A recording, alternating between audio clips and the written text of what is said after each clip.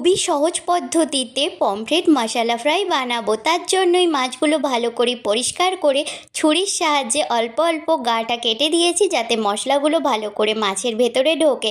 প্রথমেই হলুদ আর নুন ভালো করে মাছটায় মাখিয়ে রেখে দিলাম। এরপরে একটা মশলা বানিয়ে নিচ্ছি। তার জন্য রসুন, আদা, শুকনো লঙ্কা আর কাশ্মীরি লঙ্কার যে মোটা মোটা লঙ্কাগুলো হয় সেগুলো একসাথে শিলে বেটে নিয়ে তাতে হলুদ গুঁড়ো, সামান্য পরিমাণে নুন, লেবুর রস আর কাসুরি মেথি দিয়ে ভালো করে মশলাটা মাখিয়ে নিচ্ছি। আর এদিকে মাছের ওপরে ওই মশলাটা ভালো করে আবারও মাখিয়ে নিচ্ছি। কাটা অংশগুলোতে একটু ঢুকিয়ে ঢুকিয়ে মাখাচ্ছি যাতে মশলাটা মাছের ভেতরে ঢোকে।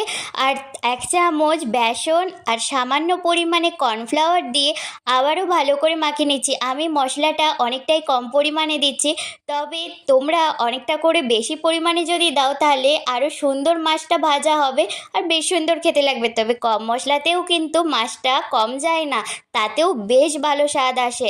মাখিয়ে কিছুক্ষণ ওই 5 মিনিট মতন ম্যারিনেট করে রাখার পর গরম সর্ষের তেলে ভেজে নিলেই রেডি।